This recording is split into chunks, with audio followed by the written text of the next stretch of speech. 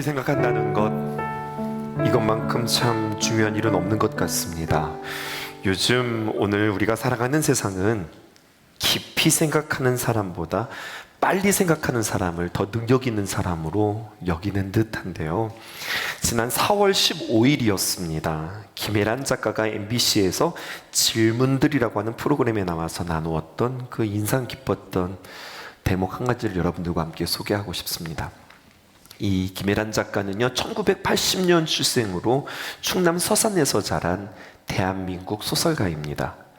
한예종 연극원 극작과를 졸업했고요. 2005년도, 그러니까 그의 나이 25살에 제38회 한국일보 문학상을 받아 역대 최연소 수상자가 되었습니다. 김혜란 작가의 작품의 특징은 짧은 호흡, 그리고 군더더기 없는 경쾌한 문장으로 한국 소설의 샛별이라고 평가받는 작가인데요. 그 수상 경력이 대단해요. 이효성 문학상, 오늘의 젊은 예술가상, 김유정 문학상 젊은 작가상 대상, 한무숙 문학상, 이상 문학상, 오영수 문학상, 최인호 청년 문학상 등 수상했고, 그의 작품, 유명한 작품이죠. 달려라 아비라고 하는 책은 이미 프랑스어로도 번역되어서 프랑스어판은 프랑스 비평가와 기자들이 선정하는 리나 페르시 상도 수상한 그러한 경력이 있는 작가입니다. 이 소설가 김혜란 작가가 인간에게는 있지만 AI에게는 없는 것 하나가 있습니다 라고 말해서 그것에 제 귀가 솔깃했습니다. 그게 뭘까? 정말 AI에게는 있고 인간에게는 없다. 그리고 이 작가는 그렇게 이야기했습니다. 그것은 바로 망설임입니다 라고 이야기를 했어요. 누군가의 아픔을 들었을 때에, 고민을 들었을 때에 곧바로 정답을 내놓지 못하고 속으로 생각하는 거죠. 이 사람한테 무슨 말을 해줘야 되지? 뭐라고 말해줘야 될지 몰라서 잠시 침묵하며 망설이는 순간, 말을 꺼냈다가 다시 삼키고 상대방의 마음을 헤아리면서 머뭇거리는 것, 이 망설임. 김혜란 작가는 유려하고 빠른 인공지능의 조언보다 때로는 이렇게 인간의 투박하고 또 거친 이러한 침묵이 훨씬 더 사람에게 큰 위로가 될 수 있겠다고 말했습니다. 그러니까 답을 몰라서가 아니라 어떻게 하면 이 사람을 더 위로해 주지? 어떻게 더 힘을 주지? 깊이 생각하느라 좀 느리고 망설이는 것. 어쩌보면 이 인간의 결함과 한계처럼 보이는 이 깊은 생각에서 나오는 이 망설임이 AI에게는 없고 사람만이 가질 수 있는 탁월한 미덕이다. 이렇게 이야기하는 거예요. 되게 공감되시죠? 그러면서 오늘 히브리서가 다시 생각이 났습니다. 예수님처럼 시리즈 두 번째 시간인데요. 우리가 만나는 히브리서는 박해와 고난 가운데 있는 초대교회 공동체에게 보내는 소망의 편지인데 때로는 좀 망설이기도 하고요. 깊은 생각 가운데 그들에게 전하는 귀한 메시지입니다. 히브리서의 신자는 초대교회에 유대교회의 몸을 담고 살다가 복음을 영접하고 기독교 신앙으로 바꾼 사람들, 그러니까 처음부터 예수님을 믿은 사람이 아니라 본래 이 사람들은 유대인들이었어요. 그러다가 예수님의 복음을 믿고 크리스찬으로 개종한 거거든요.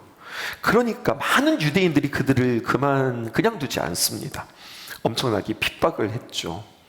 때로는 할 수만 있다면 재산도 몰수하고 또 그 유대 커뮤니티에서, 유대 사회에서 그들을 추방하기도 합니다. 또 당시 그렇게 유대인들에게 어려움만 당하는 게 아니라 당시에는 로마의 압제 가운데 있었잖아요. 로마의 권력 밑에서도 굉장히 큰 압박과 고난 속에 있었던, 그러니까 이리도 맞고 저리도 맞는 그러한 이 유대인 크리스찬들에게, 게다가 유대인이었던 그들이 과거에 자신의 동료로부터 그렇게 핍박을 당하고 고난을 당한다? 그러면 여러분 그 타격감은 훨씬 더 컸을 겁니다. 자신들이 만나고 감당하는 상황이 더욱 답이 보이지 않고 지금 너무 힘든데 즉각 AI가 답을 내주는 것처럼 뭔가 길이 보이고 답이 보였으면 좋겠는데 왠지 망설이는 하나님의 음성처럼 들려지는 거예요. 내가 영접한 예수님, 내가 선택한 복음이 과연 맞나? 내가 지금 잘못 선택한 것은 아닌가? 차라리 어쩌면 유대교가 진짜가 아닐까? 이런 고민들이 그들에게 있었는지도 모르겠습니다. 근데 고민만 있었던 것이 아닙니다. 이들의 신앙 고백 가운데 결국 그들은 감옥에 갇히기도 했고, 예수님에 대한 확고한 믿음 때문에 사람들 앞에서 손가락질 당하고 조롱당하기도 했으며, 어떤 이들은 이것들을 견디지 못하고 핍박이 두려워지자 타협하기 시작하는 거죠. 그리고 그 신앙에서 배교자가 나오기도 했습니다. 바로 이때 고난받는 성도들에게 히브리서 기자가 그들에게 메시지를 전하는 겁니다. 아닙니다. 그럴 때마다 흔들리는 것이 아니라 우리가 붙잡아야 될 분이 계신데 그분이 바로 예수님입니다 라고 우리에게 소개해 주는 거예요. 그래서 히브리서는요, 처음부터 끝까지 누구만 이야기하고 있느냐? 예수님에 대해서만 이야기하고 있는 겁니다. 지난주 말씀 여러분들 기억하실까요? 예수님을 바라봐라.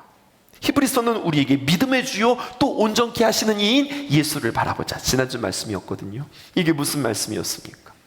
예수님, 그분은 우리에게 믿음을 주시고 믿음을 시작하시고 그리고 그 믿음을 우리에게 이끌어 가시고 결국 그 믿음을 완성하시는 그 예수님을 바라보십시다, 이렇게 도전했다면, 오늘은 두 번째, 예수님을 깊이 생각하라. 오늘 성경은 우리에게 그렇게 이야기하고 있어요.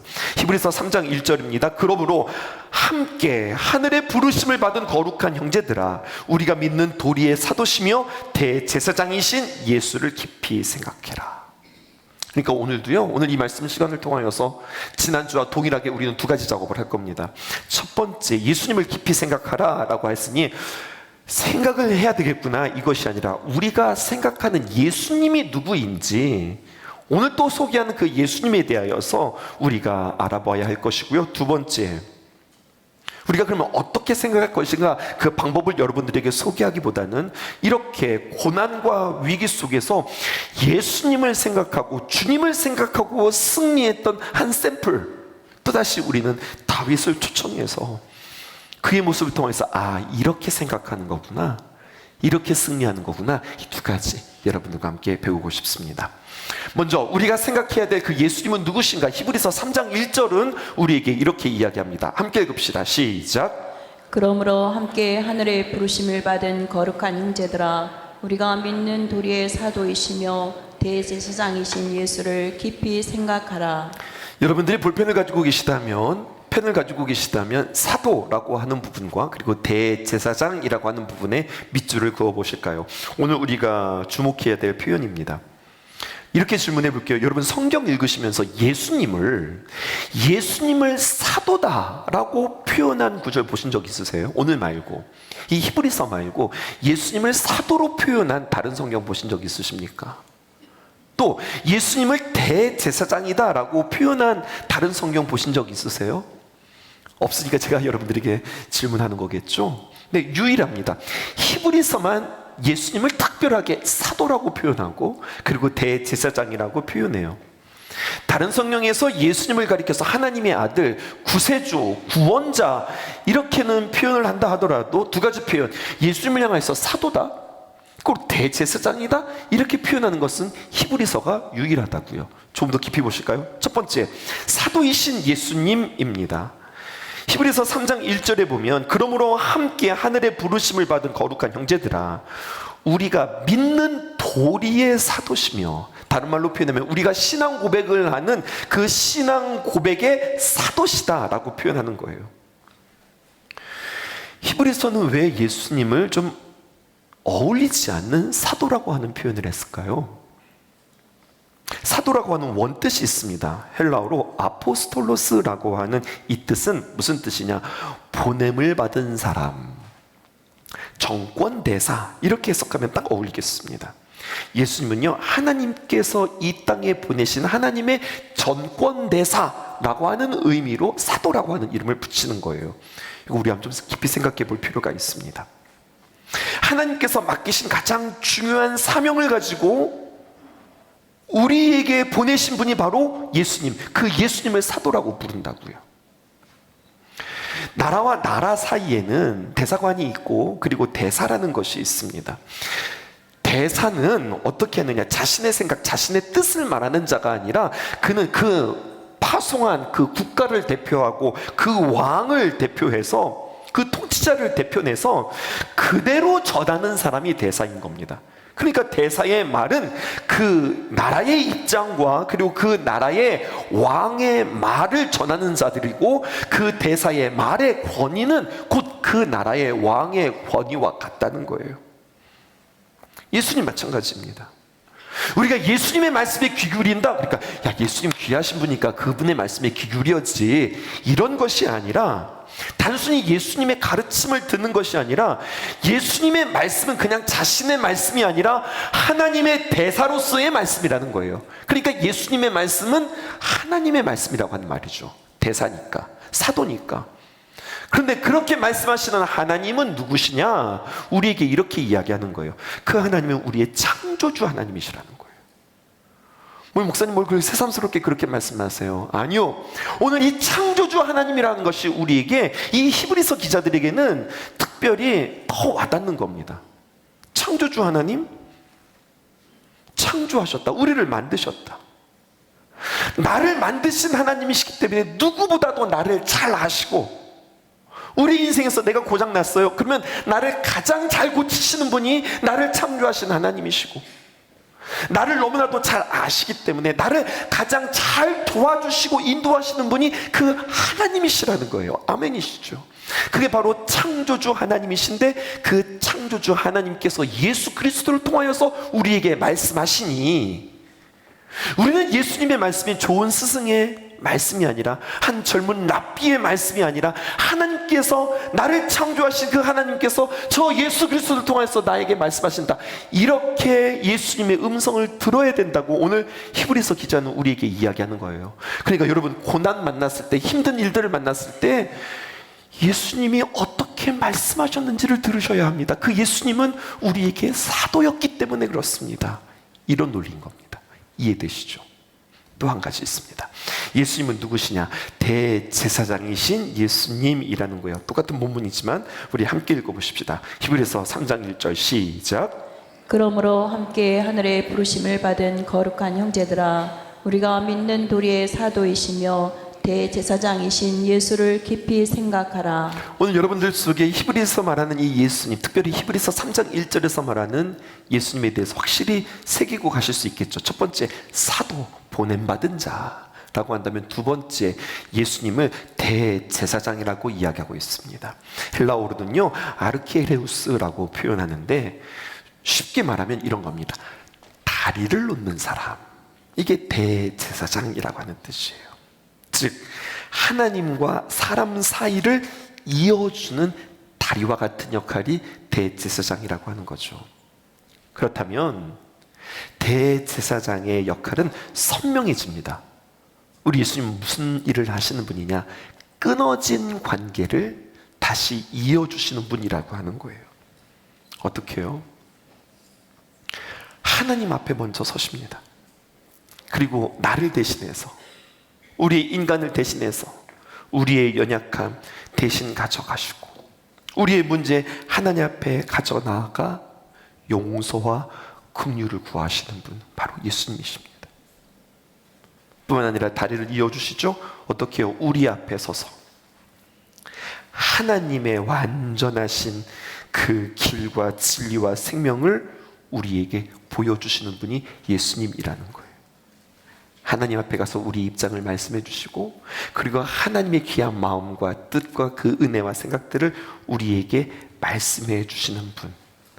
그러니까 우리가 예수님을 바라보고 예수님을 생각하면, 우리의 삶에 만난 여러 가지 복잡하고 또 여러 가지 많은 힘든 상황 속에서 그거 바라보고 그거 생각하고 그거 묵상하면 우리가 힘이 빠지지만, 힘이 빠질 뿐만 아니라 답이 안 보이고 절망하고 좌절하게 되지만, 그 상황에 묻혀 우리의 힘으로 끝나버리는 것이 아니라 그 상황을 뛰어넘는 다리를 타고 누구에게로 넘어가느냐? 하나님 품으로 넘어가 그 기로에서 어떻게 하라는 거예요? 예수님을 깊이 생각하라는 거예요. 예수님의 그 삶이 나와 하나님을 연결하는 그 연결점이 되어지기 때문에 예수님을 잘 생각하고 예수님이 어떻게 하셨지? 예수님이 우리에게 무엇을 보여주셨지? 그 예수님을 따라 살아가면 우리가 주님 안에서 주님 품으로 들어가는 고난에 함몰되는 자가 아니라 승리하는 자로 우리에게 안내해 준다고 이야기하고 있어요. 이론이에요. 그러니까 어렵죠. 구체적인 사례를 통하여서 예수님을 생각하는 것이 무엇인지 우리가 함께 생각해 보십시다. 예수님을 생각하고 그리고 승리한 다윗입니다. 조금 제목이 불편했어요. 왜냐하면 다윗 시대에는 예수님이 계시지는 않았으니까. 근데 예수님, 성령님, 하나님 다 삼위일체니까 이렇게 표현하면 어떨까요? 그러면 하나님을 생각하고 승리한 다윗, 예수를 깊이 생각해라, 하나님을 깊이 생각해라, 성령님 깊이 생각해라, 같은 말 아니겠어요? 그런 맥락에서 보십시다. 다윗을 소개하려고 그래요. 또 다음 주도 마찬가지입니다. 다윗의 생애가 워낙 파란만장해서 이 다윗을 어떻게 소개할까 좀 머뭇거렸습니다. 이렇게 시작해 볼까요? 여러분, 다윗은 사울에게 이유 없이 쫓겨다니는 신세가 되었습니다. 목숨 걸고 나라 지켰고 골리앗도 물리쳤는데 사울에게 인정받기는커녕 훈장을 주고 영광스럽게 하기는커녕 사울은 다윗을 죽이겠다고 혈안이 되었어요. 여러분, 혈안이 뭐예요? 시뻘겋게 눈이 핏발이 서서 다윗 죽이겠다고. 다윗은 졸지에 나라에 큰 공을 세우고도 나라의 역적이 되었습니다. 한편 여러분, 이스라엘을 옆에서 늘 괴롭히는 나라가 있었으니 블레셋이라고 하는 나라였습니다. 이스라엘은 해변가에 위치한 블레셋으로부터 끊임없는 시비와 분쟁과 참견과 괴롭힘을 당하고 있었는데요. 아마 이쯤에 사울은 또다시 블레셋이 쳐들어와 골머리를 앓고 있었으며 쳐들어온 블레셋을 뒤쫓고 전쟁 가운데 내몰고 돌아오는 길이었습니다. 근데 그때 얼마나 지치고 힘들었을까요? 얼마나 피곤할까요? 그런데 그때 사울에게 하나의 전가를 보내니 뭐라고 이야기하느냐? 당신이 찾는 그 다윗이 여기 엔게디 광야에 숨어 있습니다. 이 이야기를 해주는 거예요. 엔게디 광야라고 하니까 척박하고 메마르고 힘들어 보이죠. 여러분, 두 가지를 설명할 수 있는데요. 이 엔게디 광야에는 깎아지는 듯한 절벽이 많고 그 절벽과 절벽 사이에는요 어마어마한 바위들로 이루어졌는데 그 바위에는 천예의 동물들이 참 많이 있었어요.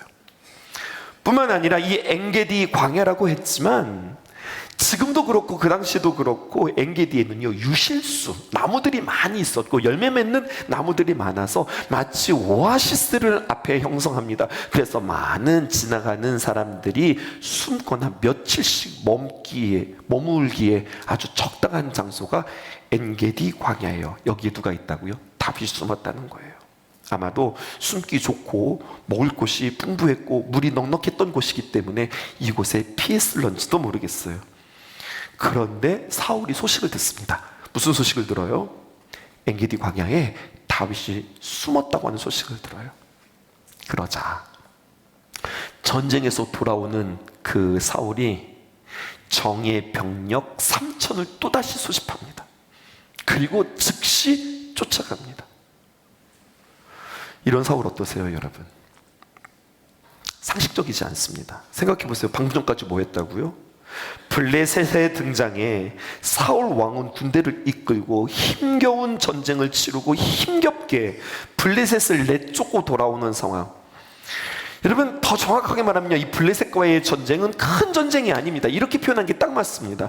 지루한 전쟁입니다.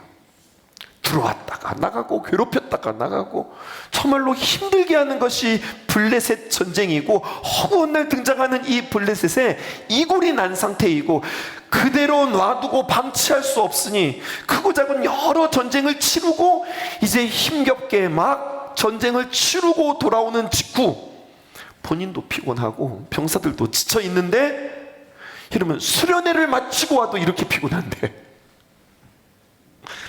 여러분, 사울 좀 보실까요? 엔기디 광야에서 다윗이 숨어 있다고 하는 말을 듣자 주저없이 3,000명을 소집해서 그 인원으로 딱 한 사람 다윗 죽이겠다고 또다시 출전 명령을 내린다는 이야기예요. 이런 사울 어떠세요? 이런 사울을 한번 진단해 보세요. 제정신 아니죠. 뭔가에 붙잡혀 있어도 단단히 붙잡혀 있는 사울을 보게 되었습니다. 그리고 사무엘상에서는 늘 그렇듯이 선명하게 대조합니다. 사울과 다윗을 대조해요. 왕이에요. 사울이 왕이라고요. 다윗이 왕이 아니라 사울이 왕이에요. 그러면 하나님을 깊이 생각하고 말씀을 깊이 생각하고 어떻게든지 이 나라를 어떻게 하면 잘 이끌어갈까, 이것을 생각해야 되는 사울인데 오히려 자기 생각에 사로잡힌 사울. 그런데요, 성경은 그와 대조적으로 하나님의 영에 사로잡힌 다윗을 우리에게 선명하게 대조하면서 두 진영을 우리에게 보게 합니다. 이제 우리 이야기 해볼까요, 여러분? 영적으로 강건하다. 수련회 다녀오셨죠? 수련회 다녀와서 내가 은혜 많이 받았다, 내가 충전됐다. 어떻게 진단할 수 있을까요? 두 가지로 진단이 되는데요. 내가 영적으로 강건해졌다, 내가 충전됐다, 회복됐다. 어떻게 할 수 있느냐? 하나님의 은혜와 평화로 내 마음에 평정심을 가질 수 있다는 이야기예요. 수련회를 들어가기 전에 우리 청년들과 함께 집회하면서 제가 설교한 이야기가 있어요. 여러분, 산에 올라가서 주님 만나고 은혜를 만나는 그 시간 참 우리에게 좋은 시간들일 거예요. 그런데 그곳에 우리는 머무를 수 없습니다. 우리는 또다시 이 계곡으로 내려올 것이고 엘라 골짜기로 내려올 것이고 그곳에는 반드시 골리앗이 있을 겁니다. 그런데 그때 그 골리앗을 보고 두려워하고 떠는 것이 아니라, 그럼에도 불구하고 우리는 그 산에서, 믿음의 산에서, 복음의 산에서 하나님의 귀한 말씀을 받았으니 이제는 골리앗을 만나도 두려워하지 않습니다. 평정심을 유지합니다. 이게 우리가 충전되었다고 하는 뜻입니다. 이렇게 이야기해 줬다고요. 처음과 달라요. 전에는 갑작스럽고 어려운 일들을 만나고 고난을 만나면 심란하고 불안하고 두려운데 내 마음에 이유 없는 그런 평정심이 내 안에 있는 거예요. 충전됐다는 뜻이에요. 근데 또 한 가지 있습니다. 그것은 바로 무엇이냐? 영적으로 강건해진 사람은 나만 보이고 내일만 보이는 것이 아니라 직장에서든지 교회에서든지 가정에서든지 이제는 나만 보이는 게 아니라 다른 것들이 보이기 시작하는 거예요. 시야가 넓어진다고요. 주변이 보이고 챙겨지기 시작한다고요. 나만 힘들고 나만 괴롭고 나만 어렵고 나만 지금 심각한데 충전되어지면 나만 보이는 게 아니라 주변이 보이기 시작하는 거예요. 저 사람 위험하다, 저러다가 사고 나겠는데, 뭔가 불안한데, 늘 조그만 일에도 조급하고 확 분노를 터뜨리고 지나치게 감정적이고, 저러다가 사고 나겠는데, 이런 주변이 보이기 시작하는 거예요. 건강하다는 이야기입니다. 늘 이야기하지요. 두 종류의 사람밖에 없어요. 하나님의 영에, 하나님의 계시에, 하나님의 지혜에 충만한 사람, 혹은 악한 영에 사로잡혀서 자기 생각에 푹 빠져서 자기의 고민과 자기 연민과 자신의 두려움으로 푹 빠져 있는 사람. 어둠의 권세에 눌려 있다면 제정신으로 살아가는 거 아니에요. 여러분, 그 사람의 선택을 보세요. 그 사람의 일처리를 보세요. 늘 마음 한구석에는 짓눌려 있고 가슴 한편이 늘 답답하고 부산하고 정신없습니다. 마음뿐만 아니라 주변을 보아도, 환경을 보아도 정리정돈이라는 게 없습니다. 갑자기 집안이 생각나세요, 여러분? 생각해 보시라고요. 정말로 내가 믿음이 있고 내가 하나님과 바른 관계를 하고 내가 건강하고 내가 부지런한 삶인데 나의 주변이 정신이 없다? 이거 안 맞는 이야기예요. 마음이 하나님께 딱 고정된 사람 맑습니다. 밝습니다. 잡생각이 없습니다. 마음이 본질에 집중되어져 있기 때문에 골리앗을 만나도 흔들리지 않습니다. 하나님의 영에 붙잡혀 있는 사람의 모습이라 할 수 있어요. 사울과 다윗이 대조되고 있습니다. 세게 말해볼까요? 여러분, 광기라고 하는 말 여러분들 아실까요? 제동장치가 망가져서 질주하는 모습이 떠올려지지 않으세요? 판단도 흐려지고 제정신도 아니라고요. 누가요? 사울이요. 막 전쟁 치르고 왔는데 피로에 지친 병사들, 그들의 안녕과 그들의 마음을 헤아리지 못하고 뭐 때문에? 다윗 잡겠다고 엔게디 방향으로 다시 출동하는 겁니다. 무엇에 사로잡혀도 단단히 사로잡혔죠. 자기는요? 자기도 가는 거예요. 자기도 갑니다. 얼마나 피곤할까요? 한편 다윗이 굴 속에 숨어 있는데 사울이 그 굴 속으로 쑥 들어왔어요. 사무엘상 24장 3절에 있는 말씀 우리 함께 읽어보실게요. 시작. 길가 양에 우리의 이른즉 굴이 있는지라 사울이 뒤를 보러 들어가니라. 다윗과 그의 사람들이 그 굴 깊은 곳에 있더니. 성경 본문 띄워주시고요. 이 상황에서 다윗이 얼마나 놀랐을까요? 숨어 있었어요. 다윗만 숨어 있는 것이 아니라 다윗과 그의 사람들이 함께 동굴 속 깊은 곳에 있는데 갑자기 누가 들어오는데 봤더니 사울이에요. 자신의 원수 사울이었습니다. 얼마나 놀랐을까요? 한편 이 사울은 왜 들어왔다고 성경은 이야기하고 있어요? 두 번째 줄 보실까요? 사울이 뒤를 보러 들어가니라. 뒤를 보러 들어갔다, 이게 무슨 말입니까? 네, 여러분들이 생각하는 거 그거 맞습니다. 생리적 현상으로 여러분 사울은요 아무것도 모르는 채 무방비 상태로 여러분들 그 동굴에 들어간 거예요. 그 당시 사람들은 동굴에서 해결했나 봐요. 여러분 상식적으로 어두운 굴 안에 있으면 밖에서 사람 들어오는 거 누군지 알아볼 수 있어요. 그런데 밖에서 들어온 사람은 알아볼 수 없다고요. 이게 무슨 말인 줄 알아요?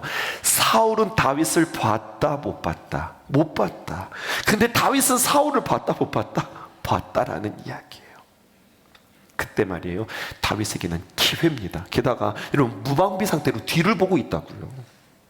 얼마나 편안하게, 얼마나 다 마음 내려놓고, 얼마나 무기 다 내려놓고 옷 벗고 여러분 얼마나 편안하게 문제를 해결하고 있을까요? 다윗에게는 기회이죠. 칼로 찔러 죽이면 죽일 수 있는 그러한 자리죠. 그 생각이 다윗에게 없었을 거라고 생각하세요?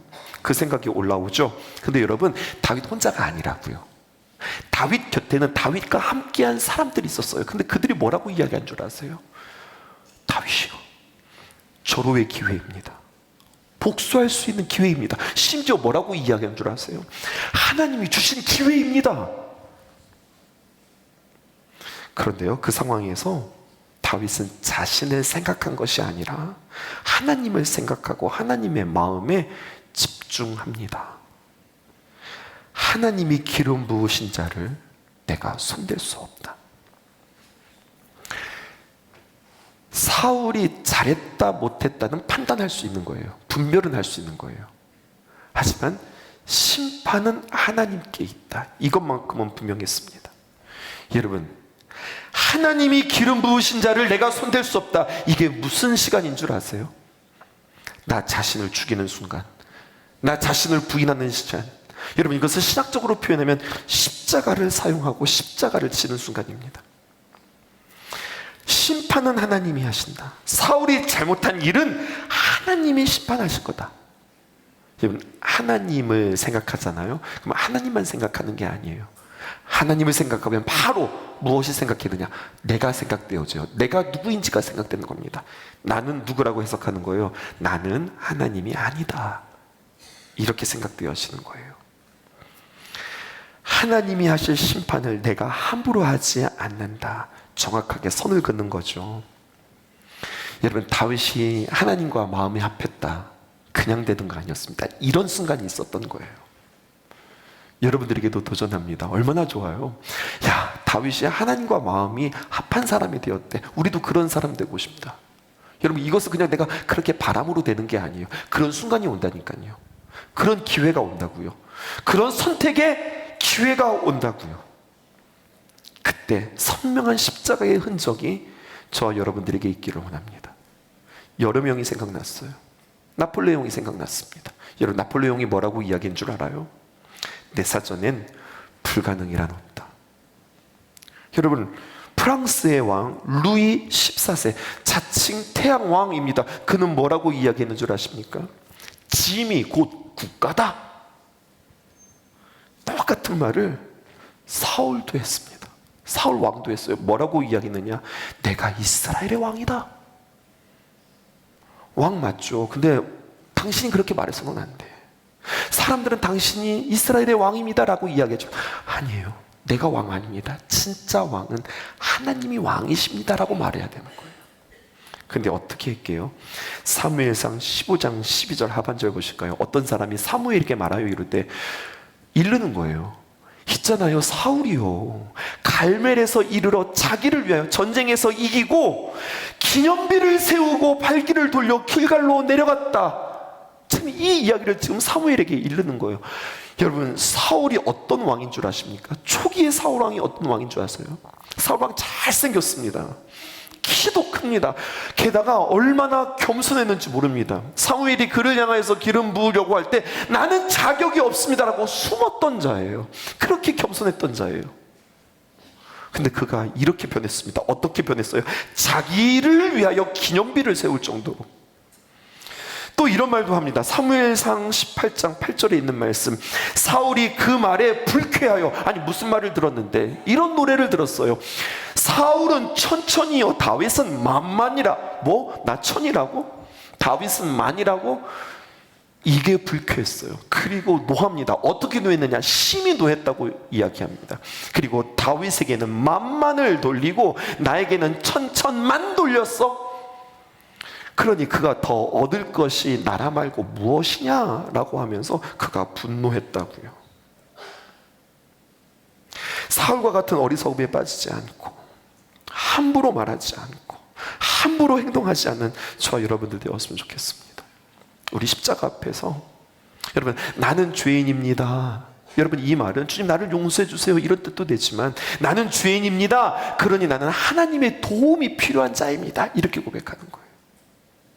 또 나는 죄인입니다 라고 할 때 주님께서 십자가의 보혈로 우리를 용서해 주시잖아요. 아니, 너 하나님의 자녀야, 우리에게 말씀해 주실 때, 하나님, 내가 하나님의 자녀이니, 그러니 하나님이 나를 사랑하시니 하나님이 가장 좋은 방법으로 하나님이 하실 일일지 내가 할 일일지 하나님 내가 분별하게 하시고, 하나님 가장 좋은 방법으로 하나님 이끌어 주세요. 나 자신을 끊고 절제할 줄 아는 절호의 순간에 십자가를 생각하고 내가 누구인지를 생각하는 것, 이게 중요합니다. 오늘 말씀을 마치려고 합니다. 여러분, 다시 다윗을 생각해 보실까요? 다윗 사울 죽일 수 있었다 없었다? 죽일 수 있었다. 죽여도, 여러분, 사울을 죽여도 다윗을 욕할 사람 아무도 없었습니다. 그럼에도 그는 생각했습니다. 사람을 심판할 수 있는 권세는 하나님께 있는 거지, 아무리 억울해도 자신이 하나님의 역할을 대신해서는 안 된다는 것, 이것을 생각했어요. 이런 다윗을 본받고 싶습니다. 또 이런 다윗을 여러분들 본받았으면 좋겠습니다. 아니, 흉내라도 냈으면 좋겠습니다. 여러분, 이렇게 기도해 보시면 어때요? 기도문을 띄워드릴게요. 하나님, 저에게 이런 기회와 권력과 성공을 주실 때마다 생각하게 하세요. 하나님을 생각할 뿐만 아니라 나를 생각하게 하세요. 내가 흙이라고 하는 사실. 하나님이 우리를 흙으로 빚었다고요? 아니요, 더 정확하게 말하면 먼지라고 하는 번역이 더 정확해요. 내가 먼지라고 하는 사실. 나 자신을 알고 자신의 한계를 넘어서지 않고, 그 선택이 생명인지 평안인지 항상 생각하게 하소서. 여러분, 우리가 힘이 있잖아요. 때로는 우리가 원수가 풀 수 있어요. 확 눌러줄 수 있을 때가 있다고요.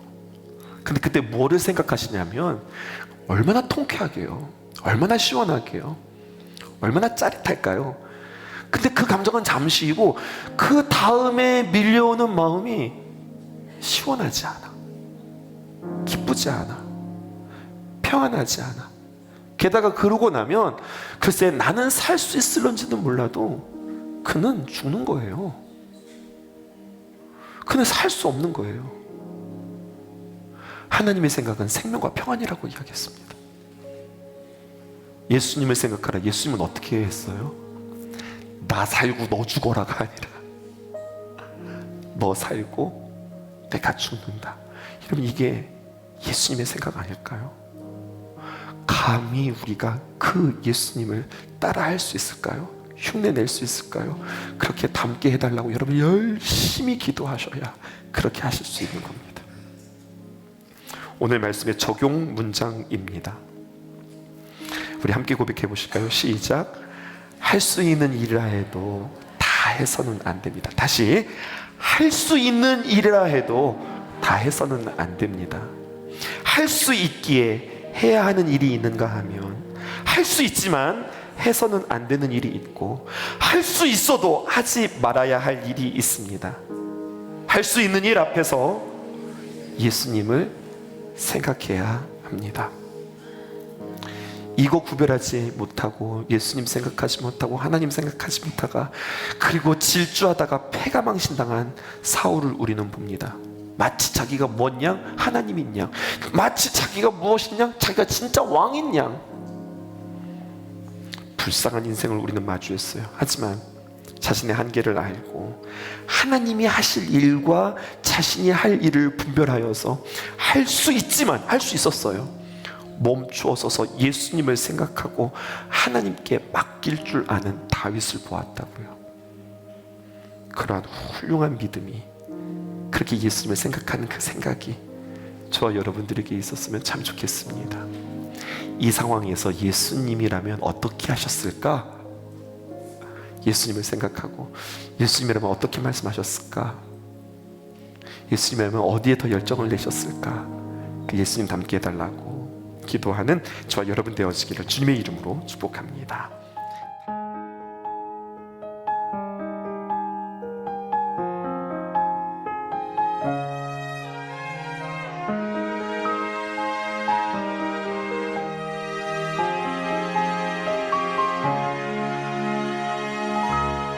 온 땅의 주인 되신 주님이 내 이름 아시며 상한 맘 돌보네. 어둠을 밝히시는 새벽별, 방황하는 내 맘 주의 길 비추시네. 나로 인함이 아닌 주가 행하신 일로, 나의 행함이 아닌 오직 주로 인하여 나는 오늘 피었다 지는 이름 없는 꽃과 같네. 바다에 있는 파도 안개와 같지만 주는 나를 붙드시고 부르짖음 들으시며 날 귀하다 하시네.